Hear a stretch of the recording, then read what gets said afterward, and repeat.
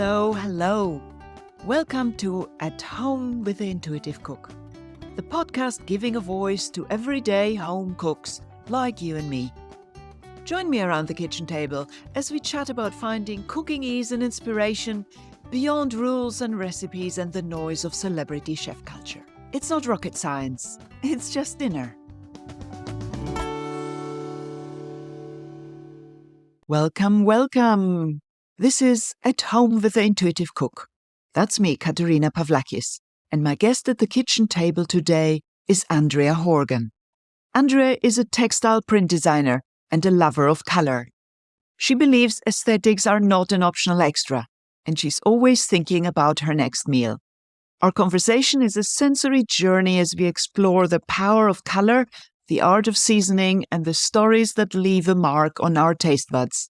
Let's dive in. Hello, Andrea. I'm so glad you're here. Oh, thank you for inviting me, Katerina.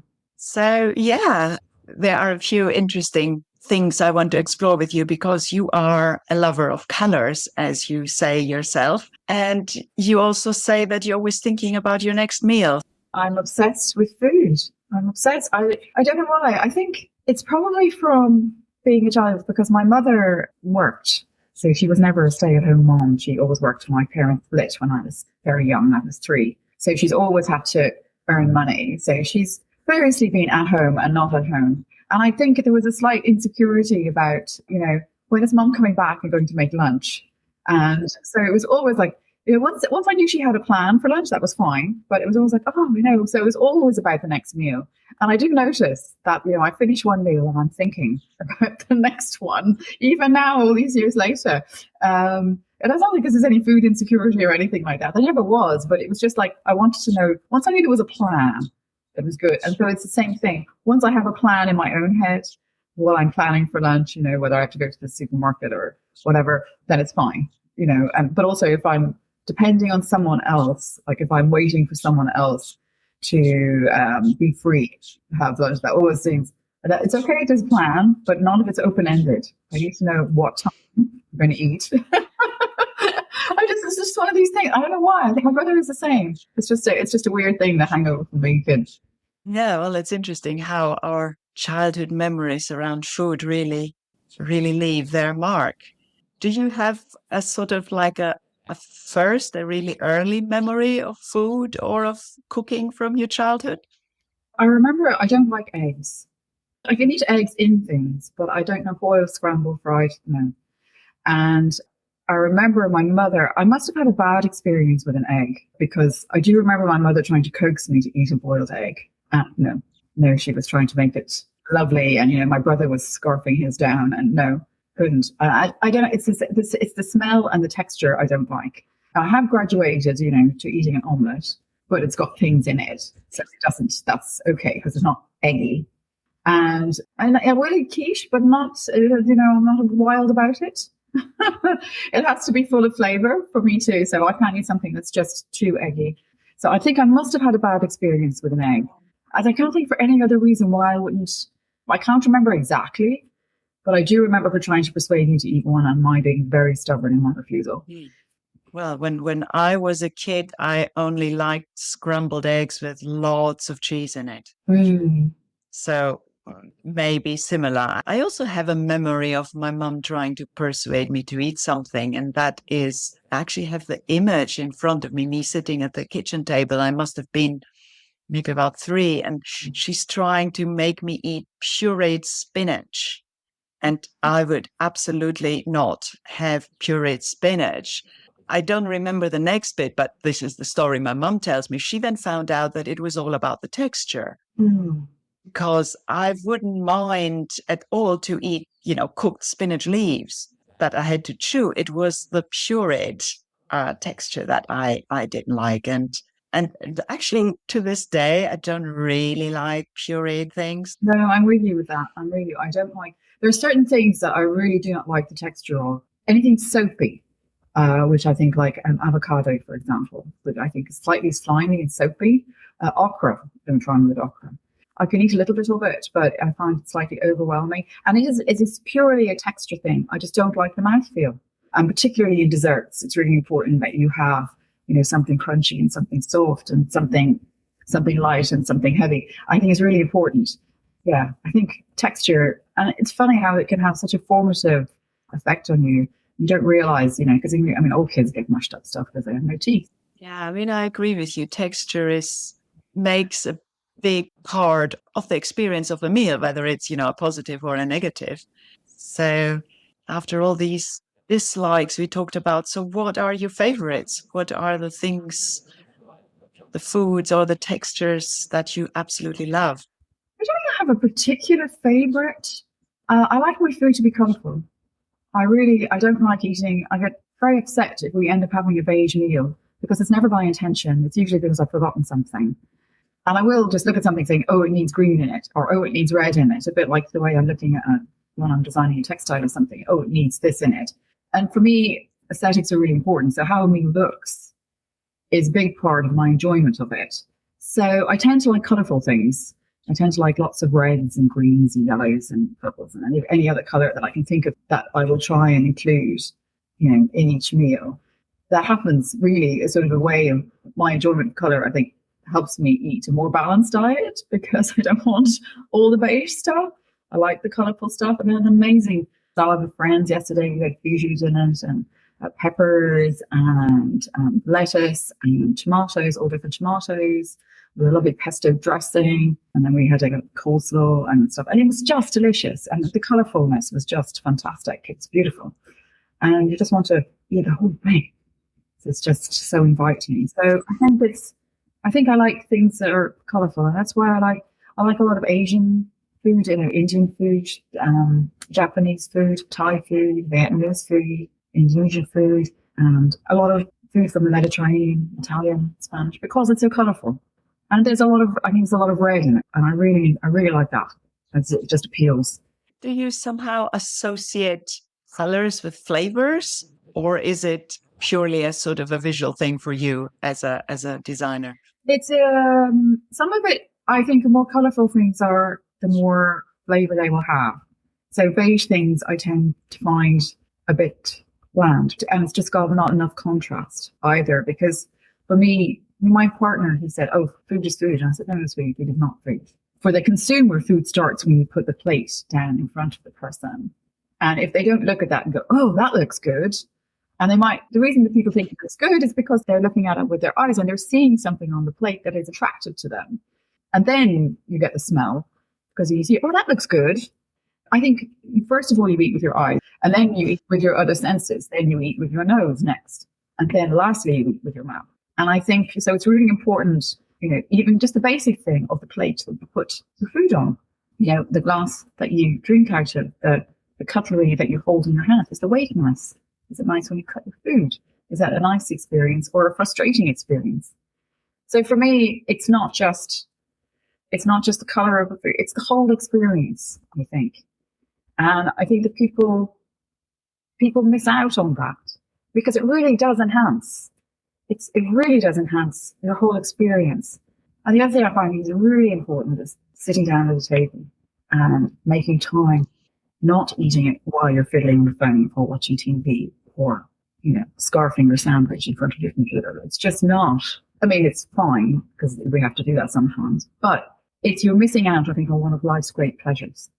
And it's such a shame that people don't realize what they're missing out on when they don't sit down at a table. You sit down and you eat it. And it's even better if you've made it. Then you taste yourself and go, oh, that was rather good. I'm really pleased with myself. and then you eat it and you get this tremendous joy, basically, for an everyday thing. And I think that we've missed out on that.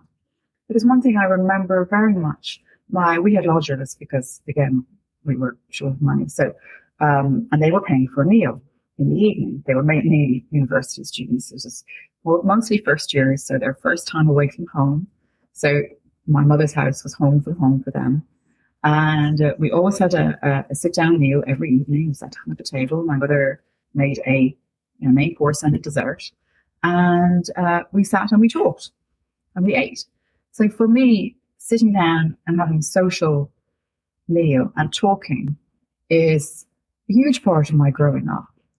Something that when I was single living, I really missed. I miss that. And I tend not to cook so well for myself when I'm on my own.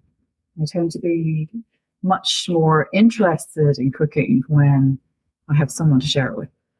I can only agree with that. That's the same with me. I find it really difficult to just go to cook something proper for myself. It's so much more enjoyable when you do have someone to share the meal with. And then the everyday meal somehow in our house is the highlight of our day.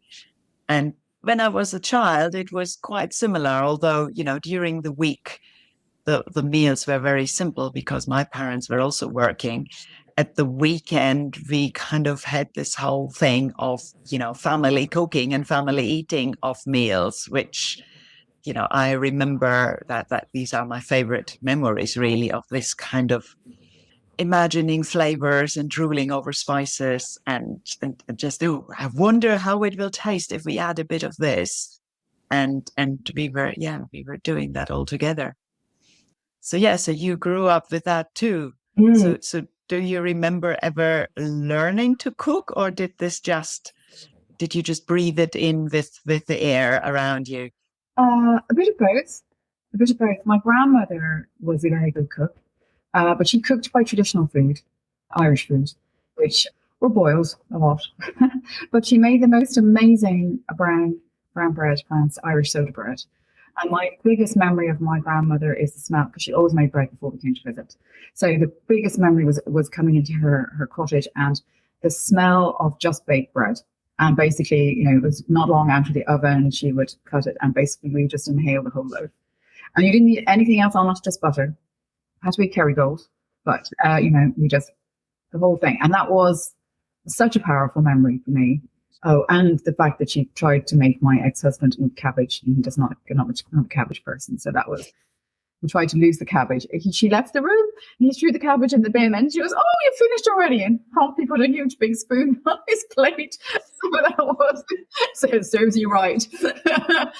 So my mother came from a small country town and then she moved to Dublin. She met my dad and they went hitchhiking around France. And that blew my mother's mind. She went from Ireland in the 1960s to Paris. And oh my God, the difference. She lost her mind when she had a croissant. She never experienced anything like that before. And just the way they did things, the way they cooked. And she fell in love with France, about everything about France, about the wine, the food culture, everything. And so when she came back to Ireland, at the time they were selling this magazine, it was a Cordon Bleu, and you could buy it, I think, weekly, and you put it in a folder. And I remember her having these Cordon Bleu. This is before, we didn't have television, so there were no cooking programs or anything like that. So you couldn't learn any things except out of magazines or books. She didn't have cookbooks. There were never any cookbooks in the house. But she did have these magazines, and she had a most amazing palate. So she was very good at identifying taste. But a lot of things she never knew because she'd never experienced it. And in Ireland at the time, there wasn't a huge range of spices. There wasn't a huge range of anything. So my mother just made things up. So that's what I saw. I remember her. She used to put sherry. I think somebody gave her a bottle of sherry and she doesn't drink sherry, so she used it. She would braise a pork steak, and she'd deglaze the pan in sherry, and that would be the basis of the sauce. Yeah. So I learned a lot of things just from watching what she did. And then we did some cooking classes in school. I remember learning how to make carrot soup. And I brought it home. And I think my mother, the light bulb switched on. My mother said, oh, somebody else can cook except me, other than me. So that's when it was really, I'll show you how to make a curry. And she learned how to make a curry from an Indian doctor who was living in the flat below her. This is again in the 1960s, before I was born. So she had this very basic curry, just using a very basic curry mix that you could buy in shop. And it was a tomato and onion base. And my mother used pork in it because that was the cheapest meat that you could get. And so she taught me how to make that. And I still make it all these years later. It's modified slightly, obviously, because you can get different spices and things now. But the basis is the same. I taught it to my ex-husband. He loved it. He makes it. I taught it to my current partner. He loves it. He makes it. And it's a really nice memory that my mother, from her downstairs neighbour, poor man, was trying to have something from home. in Ireland, and he shared it with her, and she was so interested that she wanted to learn how to make it. So growing up, I had food that was very different from my school friends. I had quite traditional Irish food. My mother was busy trying to create a French kitchen in her house with the limitations that we had, and she didn't have much knowledge about the skills about the basic skills about in fresh cooking, the techniques and that. But she just did what she did, and it was always tasted good. But she was also interested in actually making things simple because she worked so much. So everything was, if it was a one potter, that was even better. She could fire something in, and even better if it just cooked itself on a low heat. She was quite happy. She could come in and stir it every now and again. So there was nothing fancy. Yeah, but it was flavorful, so it switched you on to flavor. Yeah, and it was more, and always colourful. She always had colourful things in it. Our food was never beige. She loved tomatoes, peppers, and anything else that you could get into it. Funny, for a person who was actually very good with food, she wasn't the most adventurous. She announced quite categorically that she did not like garlic. She never cooked with garlic, interestingly. I never told her I put garlic in everything, practically. I never told her that garlic used because she wouldn't eat it. And, I think what a lot of people don't realize that cooked garlic is a completely different thing than raw garlic, and that kind of garlicky taste we think and sometimes think it's too strong is actually the raw garlic. So when I use raw garlic, I'm very careful. And when I'm cooking it, I'm just throwing it in kind of by the handful. I mean, interesting that you say how, traveling through France blew your mum's mind, and now you are living in France. You moved quite recently, haven't you? Yes, I've been here for 8 months now. Yeah, I think it's very interesting because I live in rural France. The biggest thing that I've noticed here is that the seasonality of the vegetables in the supermarket, and it's mainly driven actually by economics. The imported food and imported vegetables are so much more expensive that people tend not to buy them. They tend to buy the stuff that's in season because it's less expensive, and they will wait. They will wait for the local produce to come into season. And when it does, there's a surfeit in the supermarket, and basically you can't do anything for falling over courgettes at the moment because it's courgette season. They are absolutely everywhere. Yeah, that's interesting. And the other thing is that it's interesting to note how food culture in the UK and Ireland has come so far, over the last 40, 50 years, and how in Ireland in particular, because we've had a big change with the Celtic Tiger, a lot of other cultures coming into the country. So there's a huge explosion in types and variety of food that you can get now in Ireland and in the supermarket, which is kind of catching up with the UK, which always had a much more diverse population than we had. But also it's interesting. We often think of that the whole of France has got an amazing culinary tradition, and a lot of it does, but a lot of it is, the countryside, and people just have their basic stuff that they've been making for years. And I think the thing that blew my mother's mind was the difference. Because in Ireland at the time, she was growing up, everything was boiled, or occasionally you might have a roast on a Sunday. But the variety of techniques that they used in France at the time was just so much greater than my mother had ever experienced. So the flavour that people were able to get out of similar ingredients was mind-blowing to her. But also the range of just things that were grown because the climate was better.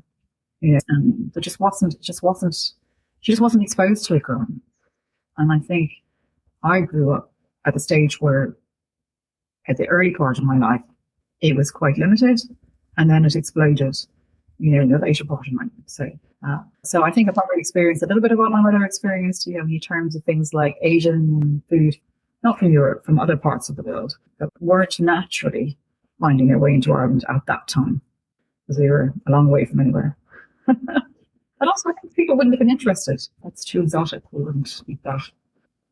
Yeah, exactly. Food has so much to do with habit as well. And if it's too exotic, it might feel, out of our comfort zone. Comfort food, that term of comfort food is there for a reason, because we do associate comfort with food, but obviously also excitement. And this is where exploration comes in, and the joy of trying something new. But a lot of people don't like trying new things. They prefer to stay in the safe comfort zone, which is understandable as well. Yeah. So what are you cooking today? Well, I'm on my own at the moment, so it's not very exciting. I just have, well, I made it yesterday. So I opened the fridge and as I just came back, I was visiting Domino's and so I haven't had a chance to do anything and go to the supermarket. And so just basically what was ever in the fridge. So there just some lardons that I had left over. I had a couple of shallots and a red onion. Always have peas in the freezer because they're handy. And so I just made a very basic pasta sauce. I always had a bottle of passata in the house. So, and my partner Renee had made an amazing rub for some pulled pork, a lot of paprika and spices in it. It's a secret. I'm not sure. He won't tell me exactly what's in it. And so that was sitting on the counter. I thought, oh, let's stick that in. So basically just fried up onions and no garlic. And I looked in the pot, my garlic pot, and there's no garlic. Oh, okay, well, let's have to do without that. But the other reason that the rub was good is that it does have garlic in it. So basically just sliced up the onions, softened them down, threw in the spice rub, let that cook in a bit, threw in the tomatoes, and then let that cook for about half an hour or so. A couple of bay leaves in there as well, and then threw in the peas at the last minute, and then cooked some pasta, and that was good. And a bit of extra smoked paprika because I do like that. The flavour from the lardons, a little bit of fat in there. And yeah, it's very good and nice and red. The only thing I always find kind of upsetting is that the peas, because I'm eating it again today, but the peas won't be that nice vibrant green because they've been sitting in tomato sauce overnight. Yeah. But he's back at the weekend, so I'll be making something. I don't know what yet. When he comes back, we'll have something lovely. I always like to, I don't know why I do this to myself, but you know, whenever I have friends over, it's my perfect time to try something new, even though everybody says you should never try anything new when you're having friends over. But I always try everything new. I'm not content with trying, one new thing. I have to do the whole new menu. It has to be something that I've never had before. So I will get out in my books and I'll be looking and trying something new. So just to add to the stress of having friends over, it's mad. I don't know why I do to myself. Yeah, so Renee's coming back, so I'll have to get out the books, try something new, so that he's got something interesting to have. So as someone who does have this sort of intuitive way of cooking, how do you use your cookbooks then? I use them for ideas. I love books. I love books. I haven't learned to pick up books and just smells fine. It's the glue, I know. I love food photography. I find it very inspiring, and just the way the colours are used. So I just love cookbooks for the fact that they look beautiful. The fact that they have useful information in them is a bonus. And then I will always do a recipe first, the way that the person has designed the recipe, so I can understand how they intended the recipe to work. And my most frustrating times actually are trying to follow recipes, particularly with cakes and stuff. My oven, obviously, thermostat is not quite right. The oven is ancient. It's a great oven, but it's ancient. So that's a bit of a frustration. But I always try it first to see how it works and for ideas and combinations. And then once I've tried a few things, you get the idea of what works and also what techniques you can use. Because I've never had any formal training. I mean, I did cookery lessons at school, and most of my stuff comes, I think, from watching shows on television. I love cooking shows, and also just reading the books and looking at techniques that they use. And then I will fiddle about. I do like to fiddle about with people's recipes, and I never remember what fiddling I've done, so it's different every time. Sometimes I remember and actually write a note. That doesn't usually happen.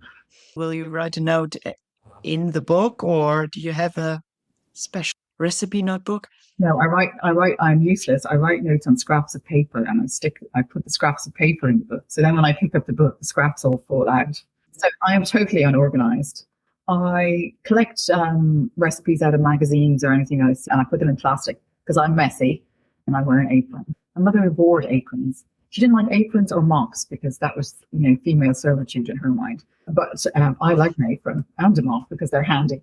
And I always wear my old clothes when I'm doing anything with chocolate because I end up with chocolate everywhere. Yeah, so apron on, food book out. I have discovered a lot of mistakes actually in recipes. No, that definitely wasn't sounding right. So I'll mix and match things as well. I think it's just experience really. The longer you do it, the easier it is to understand what works together and what doesn't. So, but yeah, I should really be more disciplined about my note writing, because when it really works out, I go, oh, this is really good. Because I recently made something, I can't remember what it was, and I remember having a discussion with Renee afterwards. Oh, I think next time I make this, I'm going to do this, this, this, and this. And you say, yeah, and then we should do that. And you say, yeah, that's going to be great. That's really going to really work. And for the life of me, I can't remember what recipe that was and what it was we were going to do. And now, my kitchen friends, it's time for a quick break to see what I've been cooking up for you. If you ever feel trapped by recipes or wish you could get more creative in your kitchen, I made a free mini course. It's called Ditch the Recipes, and it's a short series of 5 emails that will help you get started on your intuitive cooking journey. Sign up on the website at theintuitivecook.co.uk/free or find the link in the show notes. And now, let's get back to our conversation. Let's go back to, you said that how you really like the images in the cookbooks and how you find them inspiring. But a lot of people find them intimidating because, I mean, it's a matter of fact that these photos, have been staged and accessorized and, they're styled. There is such a thing as a food stylist after all. And, I know that people who work in that, line of work, chefs, they tell me it might take a whole day to, shoot some food photos. So I find that the photos look very appetizing, but they never match the result because, real food doesn't look so styled. I find them appetizing. I don't necessarily try to recreate that. I just, take that as a cue and yeah. What do you have to say to those people who find them intimidating because it just never turns out like in the photo? Well, just as you said, it's a cue. I think for me, the picture will often make me interested about making the thing. It doesn't matter to me that because I know I have no pretensions to being a chef. I love food and I love to cook, and that's a pleasure for me. So I do it because I love it, not because I'm trying to be a professional or I'm trying to show off to anybody. It's all about my own selfish pleasure. Even the sharing of it is a selfish pleasure because I really get pleasure out of other people enjoying my food. So I think that for me, I look at the picture and go, oh, that looks lovely. And it doesn't really bother me that it doesn't, because I know it's not going to. I mean, if you see any rhubarb in a cake that looks pink, it's a lie, because rhubarb doesn't, it comes out brown. And, so it doesn't bother me that it's only there for the pretty picture. Yeah. It's a bit like fashion, you look at all these fashion magazines and you know that you're never going to look like the models in the dress. But there's a passing chance that you're actually going to look pretty good. And that's good enough. And I think that's the thing. But it's, you're not creating food to take a photo. Well, you see, that's the trouble, you see. I have a real problem with this whole idea of photographing your whole life and that you don't feel that you're living unless you've actually immortalized it in a photograph and then shared it. Because obviously just immortalizing it in a photograph is not enough. I think and of course it's not going to look like, it's never going to look like that, but it's enough that it's, I think just take it as, you would look as a painting. You look at a painting and you think, well, I'm not going to be able to paint that, but I enjoy the process of painting. Or, I'm looking at a photograph of a beautiful woman in a gorgeous dress and I know I'm never going to look like her, but, it can inspire me that maybe I will try and wear something that's pink, for example, or, things like that. You just take it as a beautiful thing in and of itself and as a cue to maybe try something in your own life that's a bit different. Anybody who is inspired to try something new in cooking, and particularly maybe trying to make their cooking more colourful, which I think is an easy way to get into trying something different. It's just, then you don't have to worry about too much about balance and all that kind of thing. If you use a range of colours, I think you will naturally begin to find your way towards balance. And it's like if you start to introduce colour in any part of your life, the more you do it, the more you start to see it, and the more you start to understand how they work together, and the easier it becomes. And then you stop thinking about it and you just do it. I really like that approach. And what also strikes me how, you are the visual type. You are looking at the colors on the photos. And for me, like when I'm thinking, oh gosh, this sounds amazing, I want to make that, it's usually the description of the ingredients, and I'm thinking of flavors. And I find it always interesting when one flicks through a recipe book, and some recipe will make you stop in your tracks and you think, oh, wow, that sounds amazing. For you, it might be the picture. For me, it's usually some combination of ingredients that I'm thinking, oh, gosh, that sounds delicious. And that Nadia Hussein recipe, it was really a recipe about salmon with a sort of a salsa verde sauce. But there was a side of onions, caramelized onions cooked in ghee and miso. Ooh. And somehow the combination of these ingredients, the buttery onions and the sweetness of the onions with the saltiness of the miso, just got my brain so excited. I was talking about it all day. But of course, as it turned out, the photo, the onions were, holding their shape. And when I first tried to make it, I thought, oh, it must be done. They look a bit brown, but they're still holding the shape. And of course, while the onion's holding their shape, it's not caramelized. So it didn't have that sweetness I was imagining at all, because they were just not done enough. Oh. So then I did it again, and I just cooked it until the onions fell apart. So it didn't look like anything like the photo, but it did taste like I imagined it would taste when I read about the caramelized onions with the miso. Yeah, I think, for me, the first thing that will stop me is the picture, and then I will read the description, because as soon I see the picture, and go, oh, and then I read the thing and I go, oh. But then if the picture might look amazing, but then if the recipe doesn't make me start to salivate when I'm thinking about making it and then eating it, then I look at the picture and it's a pretty picture, but I'm not going to make it. So it's a combination of the two things. And I think that's the point I was trying to make at the beginning, is that you don't just eat with one sense. You eat with all your senses. You cook with all your senses. So you're looking, you looked at the picture and you just said, oh, they were holding their shape. So you were looking at the aesthetic of the onion. And then you're thinking, you'll be listening to how the onion is cooking in the pan. And then you'll be smelling to see, and then you'll be tasting. Because that's one thing that I don't think people do enough, is I don't think when they're cooking, they don't taste enough. And that's the key thing, is tasting. The longer you've been cooking, the better you get at judging for yourself how you like things seasoned. But when you're learning, you have to taste. You have to, because you don't know how much sugar is in that particular nectarine on this particular day. So you have to taste.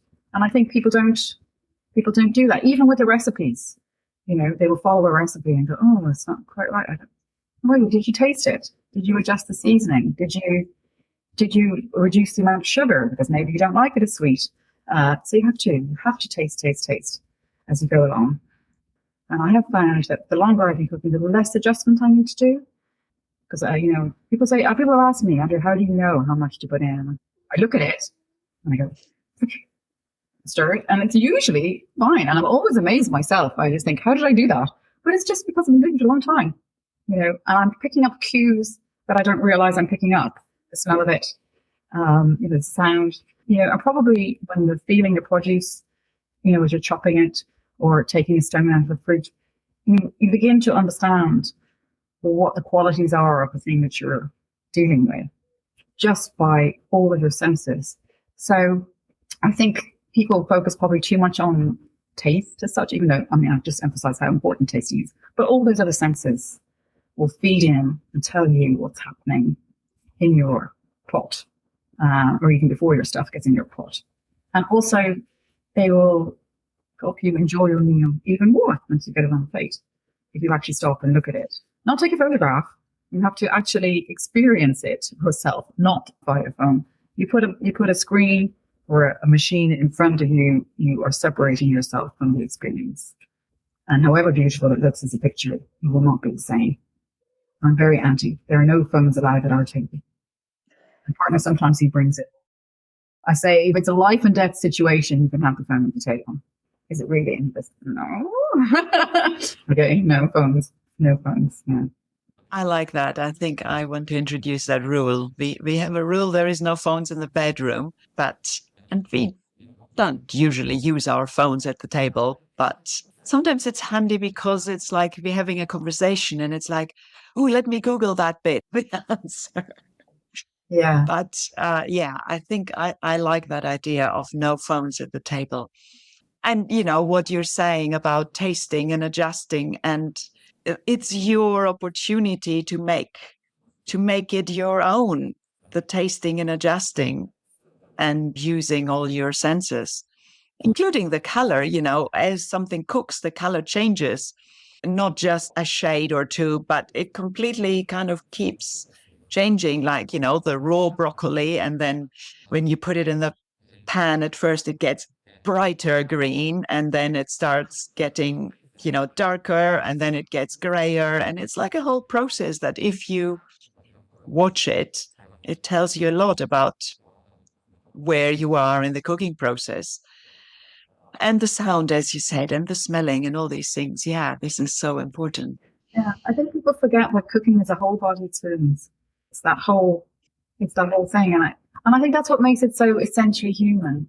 And I think that's what makes it so sad that a lot of people are growing up missing out on those really important experiences, sensual experiences of making a meal and then eating it. And I think you nourish your body and you nourish your soul. I think you do the two things at the same time when you're cooking, and a lot of people use cooking as a way of showing their love for their family. It's not a chore for them. It's an expression of their affection for their family. I think it's a real shame the way that cooking has, through the millennia, it's become divided.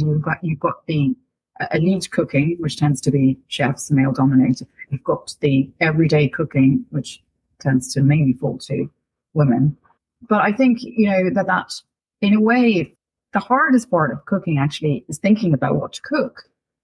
Actually everyday meal planning, that's exhausting. But the actual physical cooking is not a chore at all. For me, anyway, I find it actually, because once you've got a sharp knife in your hand, you really have to focus on what you're doing. You can't really have your mind wandering off somewhere else. So it's quite a mindful thing. And so it's a good way to decompress after a day because you can't think about anything else. You just have to think about the knife and the onion and the thing in front of you and things like that. So from that way, to me, it's not a chore. It's the meal planning that's more a chore. But I think it's a real shame, that a large swathe of humanity, particularly men, lose out on that huge experience of what it is to be human, to create something to nourish you and to nourish the people that you love. And that it shouldn't just be an elite occupation. Everybody should learn how to cook. There are some very basic things I think everybody should learn. Everybody should learn how to drive. Everybody should learn how to cook, and everybody should learn how to change clothes. Very basic. Basics, yeah. And I think a really beautiful thought to finish the conversation. Well, thank you, Catherine. This has been fun. Thank you. Well, that was wonderful. I didn't even have to ask any questions because it just all came forth on its own. So thank you. That was a really beautiful conversation. I love talking about food. I could talk for another hour if you really want me to. Yeah, it was almost like when I said, let's finish here. I kind of could almost see like, oh, you were disappointed. A little bit. That's okay. Thank you, Andrea. Amazing. Thanks for joining us for this episode of At Home with the Intuitive Cook. Check out the show notes for links and tasty morsels. And remember, fresh episodes are served up every other Friday.